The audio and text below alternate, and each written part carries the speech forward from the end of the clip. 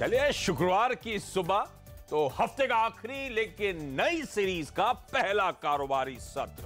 और क्या गजब की रही है मार्च सीरीज, किस नोट पे एंड हुई। कल 1% से ज्यादा का उछाल सेंसेक्स और निफ्टी में देखने को मिला और दरअसल पूरी मार्च सीरीज में 7 से 7.5% तक के गजब के रिटर्न्स बीती सीरीज ने दिए हैं। तो ऐसे में और इस बीच ध्यान रखें, बैंक निफ्टी तो रोज रोज नए हाईस जड़ता हुआ नजर आया है और निफ्टी भी जहां कल क्लोज हुआ है, मैं कैलकुलेट कर रहा था अपने रिकॉर्ड उच्चतम स्तरों से महज अब हम 190 पॉइंट इस समय दूर है और 190 पॉइंट का मतलब हुआ सिर्फ 1.5% दूर रिकॉर्ड उच्चतम स्तरों से। तो ऐसे में अप्रैल सीरीज का मूड कैसा रहेगा, आज का सेशन कैसा पैन आउट होगा, इस पे फोकस करूंगा। और अप्रैल सीरीज ध्यान रखें प्रॉमिस तो करती है कि कहीं ज्यादा एक्शन पैक्ड रहने वाली है। शुरुआत होगी आरबीआई की क्रेडिट पॉलिसी से, उसके बाद Q4 तिमाही नतीजे, पूरे फाइनेंशियल ईयर के नतीजे और साथ साथ लोकसभा पोलिंग की इसी सीरीज में होनी है शुरुआत। इस तरह के इंपॉर्टेंट इवेंट्स हमारे सामने लाइंड अप है। लेकिन चलिए इस पे तो मैं आगे डिटेल में सबसे चर्चा भी करूंगा, लेकिन पहले संकेत एक बार अमेरिकन मार्केट स्क्रीन पर लेकर आए। और अमेरिकन मार्केट्स में कल हमने देखा डाउ में 90 पॉइंट का उछाल था, 1/3% के उछाल के साथ सारे बेंचमार्क ट्रेड कर रहे थे और डाउ फ्यूचर्स इंडिकेट कर रहा है, ध्यान रखिए 90 पॉइंट के ऊपर और 60 पॉइंट की तेजी के साथ इस समय डाउ फ्यूचर्स कामकाज करता हुआ। कच्चा तेल एक बार स्क्रीन पर लेकर आए क्योंकि कल ट्रंप साहब ने एक ट्वीट कर डाला कि ओपेक को फ्लो बढ़ाने की जरूरत है कच्चे तेल की, प्राइसेस अब काफी बढ़ चुके हैं। तो उसके बाद थोड़ा सा थमा जरूर था अभी भी, लेकिन ब्रेंट $68 के आसपास कामकाज करता हुआ। और इन सब क्यूज के बैकड्रॉप पे एसजीएक्स निफ्टी दिखा रहा है हल्की कमजोरी, 1/4% के आसपास के साथ दबाव के साथ शुरुआत होने के इंडिकेशन। लेकिन चलिए क्विकली बातचीत की शुरुआत कर देते हैं। नीरज जी स्टूडियोज में और वीरू भी है स्टूडियोज में, लेकिन दिल्ली वाले। नीरज जी मूड क्या हालचाल? मूड बहुत बढ़िया है, तेजी वाला। ऐसा क्यों? ऐसा इसलिए ये वो वार्तालाप शुरू हो गई दोनों की, कुछ निकल के आ रहा है कि वो चाइना यूएस की? बिल्कुल उसी में आ रहा था, बातचीत शुरू हो गई है।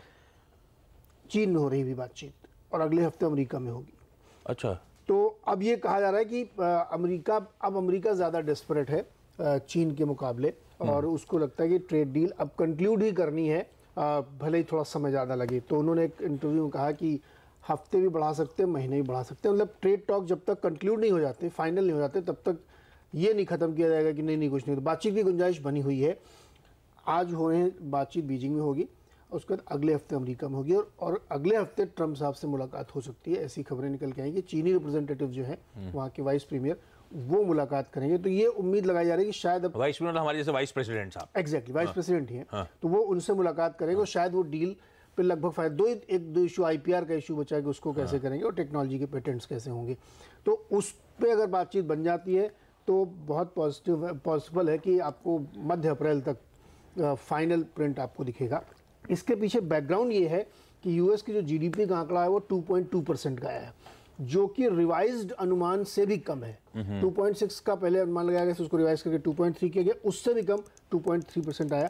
तो इस बैकड्रॉप पे उनको लगता है कि अब ये डील करनी जरूरी, क्योंकि अमेरिका को खुद को बड़ा नुकसान हो रहा है। कंज्यूमर स्पेंडिंग जो अमेरिका की बैकबोन है वो 2.5% केवल ग्रो करी, जो एस्टिमेट से बहुत नीचे है। तो अब अमेरिका को भी हकीकत समझ में आ गई है कि डील कर लेना में फ़ायदा है, तो इसलिए वहाँ पे ये बहुत पॉजिटिव संकेत, बावजूद इसके कि बहुत सारे नेगेटिव्स थे लेकिन अमेरिकी बाजार ठीक थे। अब तो ये पॉजिटिव संकेत आपको लेने चाहिए। दूसरा ब्रेग्जिट में आज वोटिंग है, अब वो तो मुझे लगता है जब तक कुछ हो ना जाए तब तक उसमें कोई मतलब नहीं है, तो ये ध्यान रखिए। और चीन में हमने आपको बताया था कि वहाँ के इकोनॉमी को थोड़ा सा ओपन किया है, ग्लोबल इंडेक्स जो बनाते हैं बड़ी बड़ी कंपनियां, उसमें इनके बॉन्ड को रखा जाएगा, शेयर्स खोले जा रहे हैं। तो चीन की तरफ से पॉजिटिव खबर है, तो तेजी का पूरा ग्राउंड सेट है। और ओपेक का भी थप्पड़ से डर लगता है, ट्रंप के ट्वीट से नहीं है, उल्टा हो गया है। कुछ हो ही नहीं रहा है, $68 के पार कामकाज करता हुआ आपको कच्चा तेल। चलिए इस बैकड्रॉप पे संकेत तो बेहतर है ग्लोबली, इसलिए एशिया भी देखिए आप हरे निशान के साथ, ज्यादातर एशियन मार्केट नीचे वाली टिकर टीम चला रही है। हैंगसेंग के मार्केट्स, कोरिया के मार्केट सब इन ग्रीन अब इस समय आपको कामकाज करते हुए नजर आएंगे। तो होपफुली कार्यक्रम खत्म करते करते एसजीएक्स निफ्टी में भी शायद रिकवरी देखने को मिले। लेकिन वीरू ग्राउंड कैसा सेटअप हुआ है इस अप्रैल सीरीज के लिए, किस तरह के रोल ओवर्स डेटा का इंडिकेट करता है, कैसा ये सीरीज पैन आउट हो सकती है और आज क्या करना है? देखिए रहना तो लॉन्ग है, रही बात यह है कि थोड़ा निफ्टी जो है एसजीएक्स निफ्टी हमारे साथ छलावा करता है। बात हम किसी और रेंज की करते हैं और ये खुलता कहीं और है। तो वो एग्जैक्टली आपको खुद देख रहा है कि किस रेंज में खुलेगा ये। लेकिन बाय अब बाय ऑन डिप्स की रणनीति रहेगी। अच्छा, हुआ क्या कल आशीष, अगर आप डेटा देखें एफआईएस का, एफआईएस के डेटा में शुरू करूंगा। कैश की बाइंग कितनी स्ट्रांग है ये आपने भी देखा, ये मैंने भी देखा, सबने देखा, उस पर बात करने की जरूरत नहीं है, इतना बड़ा कैश का आंकड़ा। लेकिन सबसे बड़ी चीज है एफआईएस एग्जैक्टली इस सीरीज को लेकर क्या आउटलुक लेकर चल रहे हैं आशीष, अगर आप देखें कैश की स्ट्रांग बाइंग, इंडेक्स में लॉन्ग की पोजीशन अप्रोक्सीमेटली 50% ज्यादा होना वर्सेस फरवरी के। एक और चीज आशीष, शॉर्ट पुट्स काफी है एफआईएस की और सब्सटेंशियल शॉर्ट पुट लेके वो इस सीरीज में आए हैं। शॉर्ट पुट मतलब अच्छा बेस, याद रखिएगा। और अगर मैं ऑप्शंस के आंकड़े देखूं तो इस सीरीज का अच्छा बेस 11,400 11,500 के आसपास आता है। और एक और चीज, एफआईएस कॉल राइट करके भी बैठे हैं और सबसे बड़ी ओआई लेके कौन सी कॉल खड़ी है याद रखिए इस सीरीज में। अगर मैं मंथली ऑप्शंस को देखूं आशीष तो वो 12,000 की है। यानी आप देख लीजिए कि 11,770 या 60 जो प्रीवियस हाई है वो इंपॉर्टेंस सिर्फ चार्ट्स पे रखता है, लेवल्स के अनुसार रखता है। लेकिन अप्रैल का ये महीना जिसमें तय हो जाएगा कि शायद अगले प्रधानमंत्री कौन होंगे, सिर्फ वोटिंग के लिहाज से, रिजल्ट्स के लिहाज से नहीं मैं कह रहा हूं, उस सीरीज का एक अपर रेंज एफआईआईज 12,000 की तरफ देख रहे हैं। वो अपने जहन में ये आंकड़ा लेके चल रहे हैं और उनके अनुसार इस सीरीज का बेस होगा आशीष 11,400, 11,410 और 11,490, ये इस सीरीज का बेस होगा। रही बात निफ्टी की, अच्छे रोलओवर्स हैं, 66% रोलओवर है प्रीवियस मंथ के वर्सेस 60% के वर्सेस 66% रोलओवर, यानी अच्छे रोलओवर हैं। हालांकि 3 मंथ के एवरेज से थोड़ा सा कम है लेकिन फिर भी अच्छे रोलओवर हैं। निफ्टी बैंक के रोलओवर काफी स्ट्रांग है। और एक और चीज आशीष, प्राइवेट बैंक्स की तुलना में अगर आप देखो प्राइवेट बैंक्स के खेमे में सिर्फ एक यस बैंक का रोलओवर अच्छा है। अदरवाइज अगर आप पीएसयू बास्केट्स को देखें 93, 98, 95, 91% ऐसे रोलओवर्स देखने को मिले हैं। तो इस स्पेस पे नजर रखिएगा। रही बात आज कैसे अप्रोच करना है आशीष, मेरे ख्याल से 410, 420, 430, सॉरी माफ कीजिएगा 490 और 510, 520 ये अच्छा बेस रहेगा। इस रेंज में आपके स्टॉप लॉसेस होने चाहिए। नेक्स्ट एक पर्टिकुलर क्रिटिकल लेवल है, वो है सिर्फ 630। प्रीवियस हाई और मौजूदा प्राइस के बीच में कोई भी टेक्निकल हर्डल है तो वो है 630, 622 की रेंज। अदरवाइज कोई बड़ा रेजिस्टेंस नहीं है। लेकिन याद रखिए सीरीज का बेस है 500, आपको अपने स्टॉप लॉसेस इसके आसपास रखने हैं। थोड़ा सा और समय लूंगा आशीष। निफ्टी बैंक 30,500 के बाद पॉसिबली जो रेंज खुल सकती है वो है 31,000 की भी। लेकिन याद रखिए हमारे पास ऑप्शंस का बेस काफी स्ट्रांग है 30,200 के बीच में और 30,160 के बीच में। तो आपके स्टॉप लॉसेस इस जोन में आने चाहिए। एसजीएक्स निफ्टी कुछ कहता है, करता कुछ और है, लेकिन मैं कहूंगा कि अगर हल्का सा डिप मिले तो डेफिनेटली बाय करना चाहिए और इस रेंज के स्टॉप लॉसेस पे फोकस करना चाहिए। हाँ ठीक बात। तो कल का सीरीज का जो बिल्डअप था अप्रैल के लिए वो 11,500 नीचे की तरफ और 12,000 ऊपर की तरफ बिल्डअप बड़ा स्ट्रांग है, ध्यान रखें। तो 11,500 वही 11,490, 520 के जोन्स पे अपने स्टॉप लॉसेस प्लेस करना है आपको। मन तो इवेंचुअली लॉन्ग करने का होगा कोई भी बाजार। अच्छा, ये बाजार में जिस तरह के अंडरकरेंट्स हैं जितने स्ट्रांग हैं, ये बाजार आपको बहुत बड़े मौके दे नहीं रहा है। जो भी लेकिन मौके मिल रहे हैं गिरावट के, आपको बाजार ड्यूली रिवॉर्ड करता है अगर आप हिम्मत कर लें। किसी भी कमजोरी, किसी भी सुस्ती में आपने खरीदारी करी हो तो इवेंचुअली अच्छा पैसा बना रहा होगा। तो ये एंट्री पॉइंट्स होंगे आपके लिए। ऐसी कोई भी कमजोरी, कोई भी सुस्ती अगर नजर आए तो गजब का लिक्विडिटी फ्लो है। और अप्रैल सीरीज कैसी रही है वो डेटा आप लोग की स्क्रीन पर गजब की। लास्ट तीनों सीरीज पॉजिटिव, 1.5% के रिटर्न्स और आखिरी जो इससे पहले वाली सीरीज थी 2018 की उसमें तो 5% का उछाल था। तो देखते हैं, फिंगर्स क्रॉस्ड। इलेक्शन है, मूड किस तरह का सेट होता है। फ्लोज तो खैर इलेक्शन के नाम पे ही आ रहे हैं, तो देखते हैं शायद इस बार एक अच्छा आउट परफॉर्मेंस देखने को मिले। लेकिन स्टॉक स्पेसिफिक क्या हालचाल? स्टॉक्स में भी आज बहुत सारी खबरें हैं। हाँ। पहला तो वेबको पे नजर रखिएगा, ऑटो एंड सैलरी कंपनी है। इसकी पेरेंट कंपनी जो वेबको इंक है उसको जर्मन कंपनी एक है ZF फेडरिक, वो खरीद रही है ऑल कैश डील में करीब 50,000 करोड़ रुपए की डील, $7 बिलियन की। अब इसका असर भारत के वेबको पे जरूर पड़ेगा क्योंकि ये उसकी होल्डिंग कंपनी है। अभी ये तय नहीं है कि इसके ऊपर ऑफर वगैरह आएगा कि नहीं आएगा, लेकिन इम्पैक्ट जरूर आपको देखने को मिलेगा वेबको में। वैसे ही बहुत ही स्ट्रॉन्ग कंपनी है फंडामेंटली वेबको। दूसरा आप नजर रखिएगा सरकारी कंपनियों पे, तमाम जो कि बड़ी बड़ी कंपनियां हैं, BEL, EIL, ONGC, OMCs, क्योंकि सरकार अब DVR शेयर्स जारी करने की तैयारी कर रही है। तमाम सरकारी कंपनियों के कैपिटल रेस करने के लिए कंपनियों को ये छूट दी जाएगी। और DVR है तो सरकार स्मार्ट। मतलब आइडिया देखिए, अब आपको वोटिंग राइट के लिए क्या होता था, सरकार को पैसा झोंकना पड़ता था, अब जरूरत ही नहीं पड़ेगी। वोटिंग राइट वैसी की वैसी इंटैक्ट है, पैसा जुटा लो DVR से और डिविडेंड भी ज्यादा मिलेगा। यार अच्छा, इस गवर्नमेंट की एक चीज बड़ी मैं तारीफ करूँ, टाइमिंग गजब की करते हैं भाई। जितने डिसइन्वेस्टमेंट इन्होंने किए हैं अब पिछले 5 सालों में, आप देखिए हाईस पे जाकर इस बार का डिसइन्वेस्टमेंट टारगेट पूरा हो गया। मेरे ख्याल वित्त मंत्री साहब का ट्वीट आया था ना, मंत्री जी कह रहे हैं उसको वो सरपास कर रहे हैं, बढ़ गए।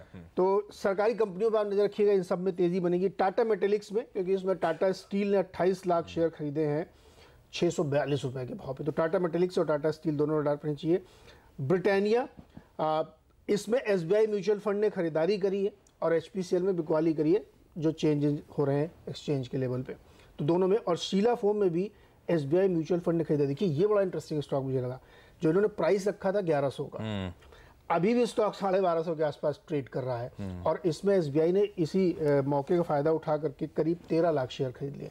तो फंडामेंटली यही कंपनी बहुत स्ट्रांग है। कल बंद हो गया ना इसका ओएफएस, कल बंद हो गया। मैं करलॉन की एनुअल रिपोर्ट पढ़ा जो कि लिस्टेड नहीं है, मैट्रेस की, तो पूरी मैट्रेस इंडस्ट्री का जो डायनामिक्स है ना, टाइम कैसे मिल जाता है आपको? टाइम ही टाइम अनलिस्टेड कंपनी करलॉन की रिपोर्ट, क्योंकि आपको मैट्रेस इंडस्ट्री को पढ़ने के लिए और कोई तरीका ही नहीं था, तो करलॉन की एनुअल रिपोर्ट पढ़ के मुझे ये समझ में आया कि कितना बड़ा अनटैप्ड मार्केट पड़ा हुआ है। ऐसी एक बार मेरे ख्याल से आपने वो प्रेशर कुकर का पढ़ डाला था, है? कि कैसे, मुझे याद है आज भी वो स्टोरी कि कैसे गैस हर जगह पहुंची है और चल लॉजिक समझ में आया बाजार को। 8,500, हाँ एग्जैक्टली 2,500 रुपए की गेंस आपको प्रेस्टीज में मिल चुकी है।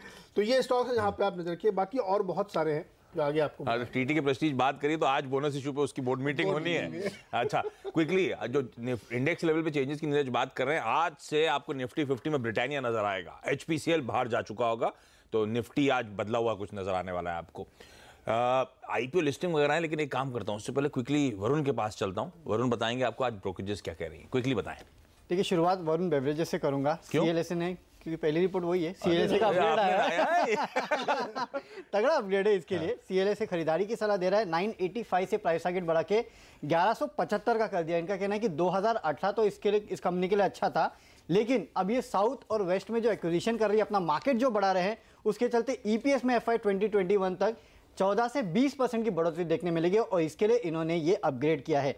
एनबीएफसीज पे जेफरीज की रिपोर्ट है, इनका कहना है कि लिक्विडिटी के जो इश्यूज है वो कुछ हद तक सुधरते जा रहे हैं, लेकिन एनबीएफसीज कोशिश करेगी कि इसको और सुधारे। काफ़ी सारे तरीके हो सकते हैं, बैंकिंग लाइसेंस ले या फिर M&A करे, काफ़ी सारे तरीके हो सकते हैं जिसके तहत ये अपने लिक्विडिटी इश्यूज को सॉल्व करने की कोशिश करेंगे।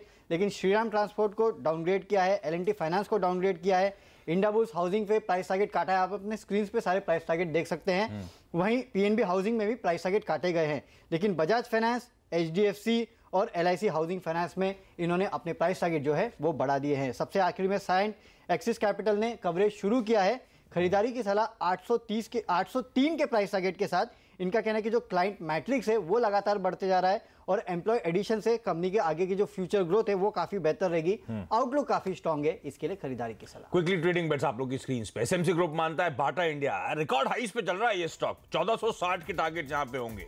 आनंद राठी बीएमएल में खरीदारी करने की बात कर रहे हैं, 1044 के टारगेट्स, और ये सरकारी कंपनी कल सेकंड हाफ में अच्छा मोमेंटम दिखा भी रही है, खबर भी आती हुई। निर्मल बैंक सिक्योरिटी, सीमेंस खरीदारी करने के मौके हैं, 1120 के टारगेट्स के लिए यहां पे अप्रोच किया जा सकता है।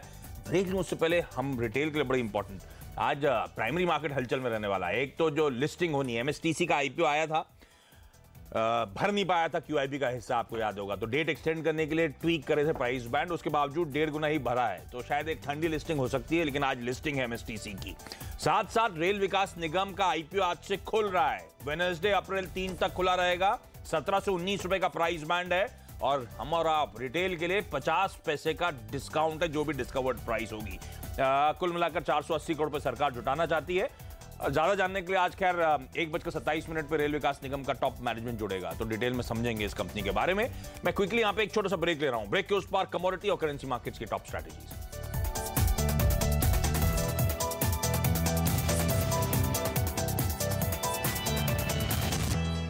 अब ब्रेक के बाद आपका स्वागत है। कुछ स्टॉक स्पेसिफिक हम बातचीत कर रहे थे, तो एक स्टॉक और जोड़ लीजिए। सीरीज का पहला दिन है, लेकिन पहले दिन ही आपको अदानी पावर बैन में नजर आएगा, ठीक बात। अच्छा, कमोडिटी करेंसी मार्केट की स्ट्रैटेजीज, और ये आई है ग्लोब कैपिटल की तरफ से। सोना बेचने के मौके 31,500 के टारगेट्स के लिए, कच्चे तेल में आप खरीदारी करके चल सकते हैं, 4,140 का लक्ष्य वहां पर होगा।